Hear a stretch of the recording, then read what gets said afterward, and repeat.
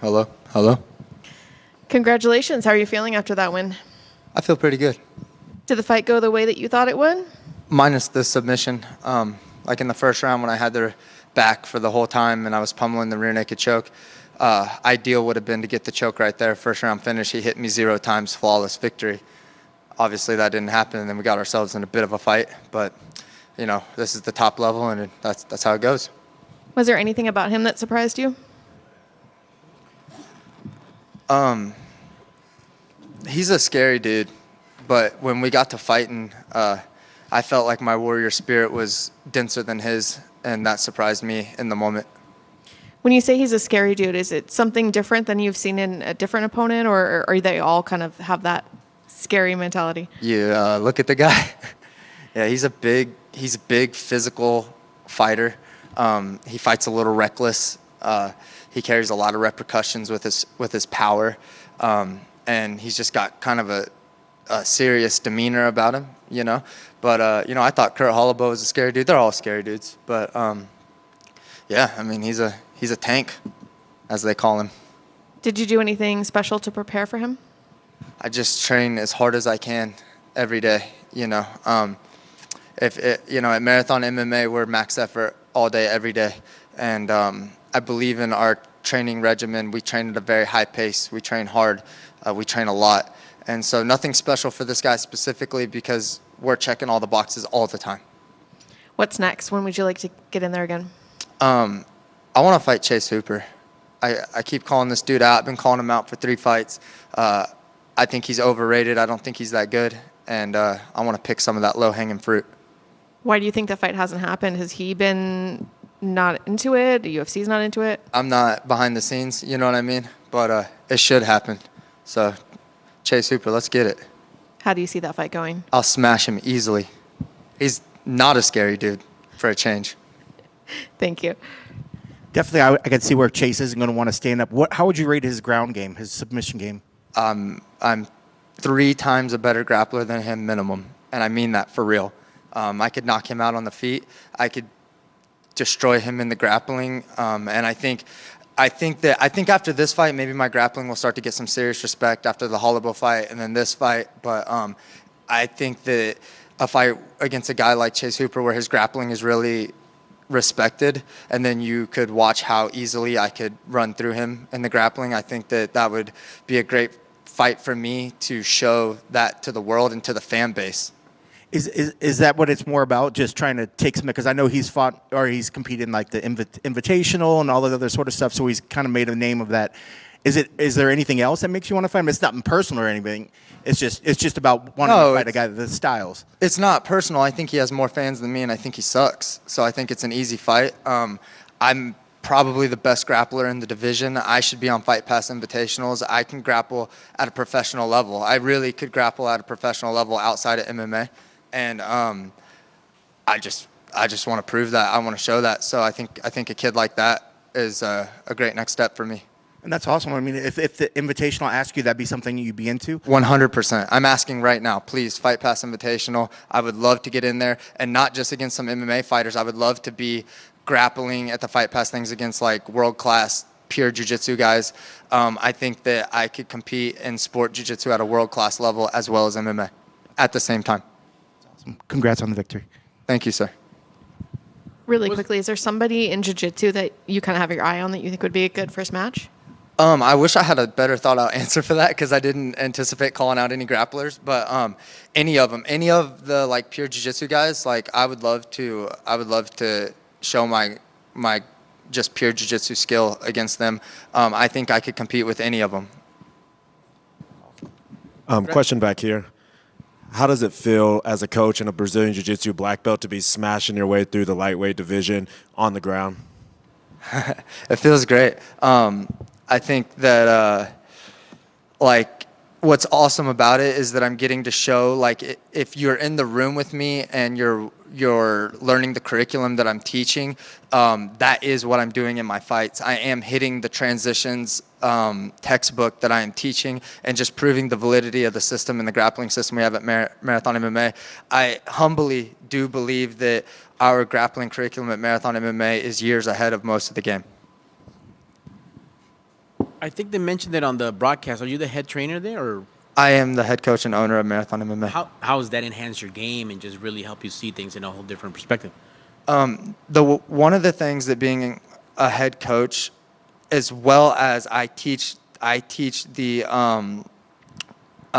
recreational members classes as well. So I teach like white belts who have no interest in competing every day, is that I am constantly just reviewing the basics and mastering the basics, where I think a lot of fighters at an elite level, no one's like telling them the things that are obvious anymore, and then they start to forget the things that are obvious and forget the basics and abandon the basics. And the basics win and lose fights at the highest level every day or week.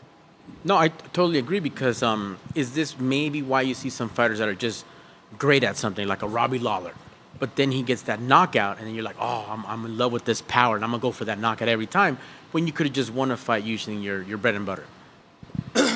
Well, I think some fighters' personality stops them from being, not him specifically, but just in general. I think some fighters' personalities maybe prevent them from becoming technicians and being studious martial artists. But I do think that when you're coaching every level of the game constantly, that you're just reviewing all levels of information all the time, so everything stays fresh in my mind, and I'm getting asked a lot of questions every day, and that causes me to rethink about something that maybe I hadn't thought about in a really long time, and it's just always so fresh in my mind. So I think that just familiarity with the information every day is something that is constantly elevating my level and just keeping me sharp. And shout out to the mats at Marathon MMA, because they are keeping me sharper than the competition. Yeah, for sure, man. You mentioned earlier you wanted that first round finish, that flawless victory, but it was Mortal Kombat in there that second round because he was trying to take your head off. How did you keep it together, and what was the conversation like in between 2 and 3 when you knew he spent a lot of energy? I spent the last 2 weeks meditating not on technique or tactics, but just on my warrior spirit. And I knew that there was going to come a moment in the fight where his warrior spirit was going to try to overtake mine and bully me. And I just had spent a lot of time deeply in my spirit over the last 2 weeks, trying to make sure that when that moment came that I would step forward and not allow that to happen. And so when the going got going, he hit me hard a few times, and I was getting tired and he was getting tired, and we both want to win at this level. And I remember just telling myself, he can knock you out. If he knocks you out, it's fine. The only unacceptable thing to happen right now is that you quit or surrender. And so that was it, and I just kept pressing forward. And when I had that moment, when we came to that moment, and he rocked me hard a few times, and I was still there, and I hit him back, and I looked at him, and there's like an energetic exchange there, and he understood that I was here for real, and his warrior spirit stopped. Like, you know what I mean? Like, he didn't stop trying to win, but he stopped trying to bully me in that sense. Like, he understood that he was in there with an equivalent, warrior. And I had that same moment in the Moda fight. Nicholas Moda came after me in the second round. He threw tactics to the curb and just was like, I'm going to just try to dog Trey out. Like, and I remember that moment, and it felt like a spiritual attack, like in there. It was hard to process. It was like the one thing I took from that fight was like, I felt that moment, and I felt my spirit wanting to be like, ugh. And then all of a sudden I was like, hell no. And I like brought it back out. And right after that, he like kind of slipped, and I hit him with that 2-3-2 head kick, and he backed up, and I stepped forward, jabbed him, took him down, kneed him in the head. And it was like, all of a sudden I was like, I don't really know how to talk about these things.